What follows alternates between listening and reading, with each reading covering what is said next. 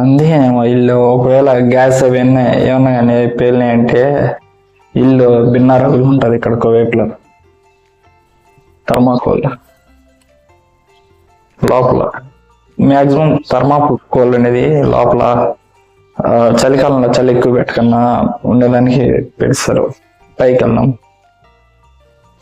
ఈ ఫోటోలు ఉన్న వాళ్ళు వీళ్ళేననుకుంటా ఇక్కడ ఇంట్లో ఉన్నోళ్ళు ఈ ఫోటోలలో ఉన్నారు. వీళ్ళు ఇంట్లో ఉన్నోళ్ళు అనుకుంటున్నా నేను.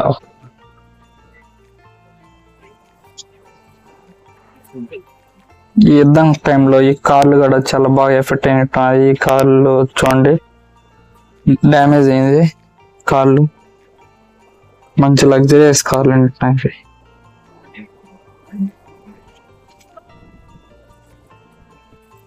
ఇక్కడ నేను అతన్ని పర్మిషన్ అడిగి, సెక్యూరిటీ గార్డ్ ఉన్నాడు, సెక్యూరిటీ గార్డ్ని పర్మిషన్ అడిగి ఈ వీడియో తీశాను.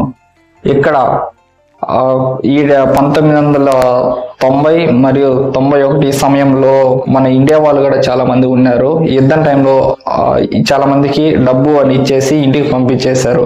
ఆ టైంలో మీ నానమ్మ తాతవారు కానీ ఉంటే వాళ్ళని అడగండి, చెప్తారు యుద్ధం గురించి. చూడండి ఎలా జరిగి ఉన్నది యుద్ధం. ఇది చిన్న యుద్ధం, ఇది ఒక ఇంటి మీద దాడి చేశారు అంతే. ఇంకా మామూలుగా అయితే ఇంకెట్లుంటాయో ఒకసారి ఊహించుకోండి. నాకు ఇక్కడ ఇదంతా చూస్తూ ఉంటే మన ఇండియన్ ఆర్మీయే గుర్తొస్తుంది. మన ఇండియన్ ఆర్మీలో ఉన్నటువంటి సైనికులు కూడా వాళ్ళ ప్రాణాలు పోతాయి ఒకళ్ళ యుద్ధాలు ఏమైనా జరిగినా అని తెలిసి కూడా అందులో దిగుతారు.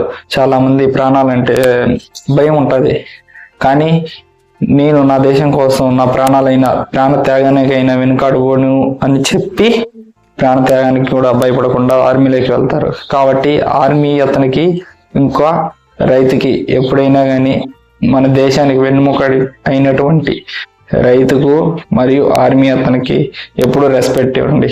ఓకేనా? ఎక్కడ కనకొచ్చినా కానీ మనము ఇంత దూరం వేరే వేరే దేశాలకు, వేరే వేరే కంట్రీలకు, అమెరికాకు, ఆస్ట్రేలియాకు, న్యూజిలాండ్కు, లండన్కు, అలాగే గల్ఫ్ కంట్రీలకు వచ్చి వర్క్ చేసుకుంటున్నామంటే ఈ ధైర్యం ఇస్తుంది